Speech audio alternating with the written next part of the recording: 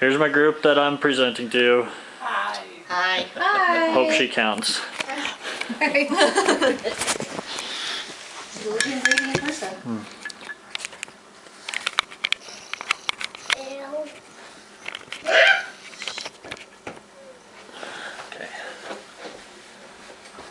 Oh, A big clock. big clock, yep. Okay.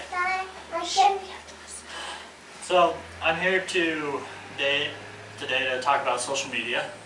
I'm going to explain what's good about it, what's bad about it, and different things about how much time is actually spent on social media each day, like an average time. So, average time spent on social media. I know that I personally spend a lot of time getting on Facebook and Instagram and Twitter, and it's really time consuming. I'm usually either on my iPad, my computer, watching TV, or even most of the time I'm usually on my cell phone just because it's at hand's reach and I can just pull it out of my pocket and I can access anything that I want. I can get on the internet, I can access Facebook, Instagram, Twitter, but most of the time is spent on the internet. A lot of people spend roughly about 3 hours a day, and that usually equals out to about 23 hours a week is what a study has shown that people are spending on social media or the internet every week. And that's a lot of time, but what could you be doing with that time? You could be going out for a walk in a nice park. You could be working out, getting in shape. With that, working out and stuff and going on walks is a way better time than spending it on your phone or on your computer, because you're actually feels good about yourself. And so 3 hours a day on social media, that's a lot, especially when you could be out socializing with your friends and your family. Negative impacts of social media. Less sociable. Your person-to-person skills actually decline by spending more time on social media. There's more youth spending more time on electronics instead of actually playing with friends like I used to do in the day. When I was little, I used to have to call my friend up and say, hey, can so-and-so come out and play? But now it's, oh, I'll just text them, or I'll get on Facebook and send a message, or Snapchat them or something like that. It's also causing an increase in divorce rate, and I'll touch on these things throughout the presentation. So, when it comes to social media, you don't want to be the awkward kid. You don't want to be that awkward person that everybody's like, oh, I wonder who he is. He's just awkward. He's always on his phone or playing with his cats or watching cat videos or something. So, using social media, you're able to increase your person-to-person skills. You want to be able, not using social media, you can increase your person-to-person skills. You're able to have a conversation, and as you grow up, that's what you want to be able to do. As you continue in life, you want to be able to talk to people and have full-on conversations. You can, in society, this is what a lot of teens look like. We have a few teenagers in here, and if you are at school, I know that this is how most of the kids are in between class, standing at their lockers at the lunch table. When I was little, it wasn't. When I was in high school, we didn't have cell phones, so everybody would converse and have fun. But nowadays, everybody's on their phone, looking down, and not paying attention to anybody. Divorce rate. There's been an increase in divorces through the use of social media. There's actually been a 20% increase in social media has been introduced to the world, and that's really significant when the divorce rate now is already at 50% nationwide. That's saying a lot, saying that it's increased from 30% a few years ago after social media was increased. Reasons for divorce. Here are some of the reasons for divorce. Hurtful words.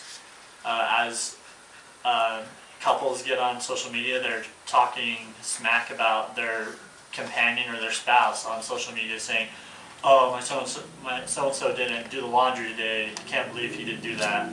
And then other people are like, yeah, why didn't he or she do the laundry or something? So it's like, it, you're not having that conversation, that private conversation that you should be having with your spouse. You're putting it out there for the world to see.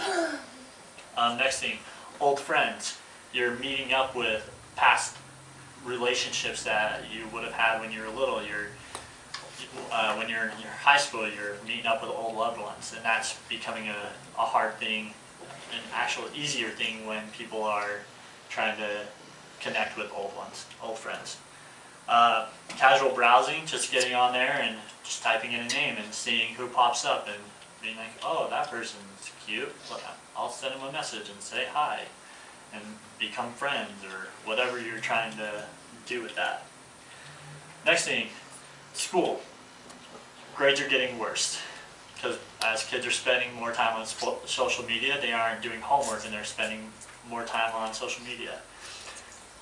Here's a study that was done. Facebook users have an average of 3.0 to 3.5 GPA, and non-Facebook users actually have a 3.5 to 4.0 GPA. So their GPA is actually increased when they aren't on social media or even using Facebook. Next thing, it's causing a lot of not personal communication, so they're using more electronics to communicate with one another.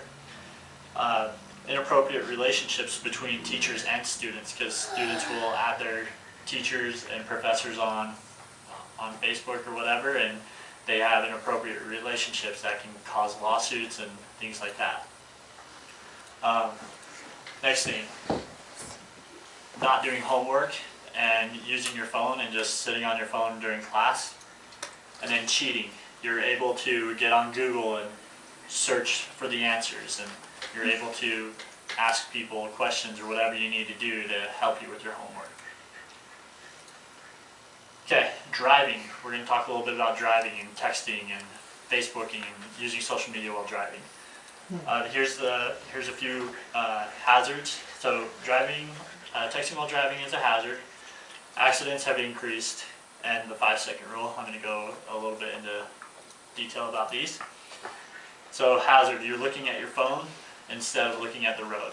I know sometimes when I drive, I hold my phone like this and I'm like, okay, I can text while I drive. It's not safe, I know, but I know, I'm guessing everybody in here has either looked at their phone or something like that while they're driving when they shouldn't be.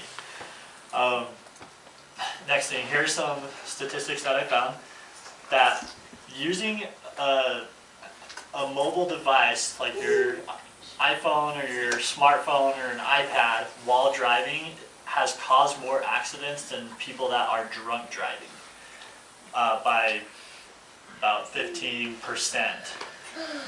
just by using social network. That it's higher than actually drunk driving. So it's actually safer to be a drunk driver than it is to use social media while driving, which is crazy because drunk driving is terrible. And they have laws preventing that, and we're just barely recently getting laws in the States for social media and texting while driving. Next thing, 25% increase in accidents since smartphones were developed because people have more access to that.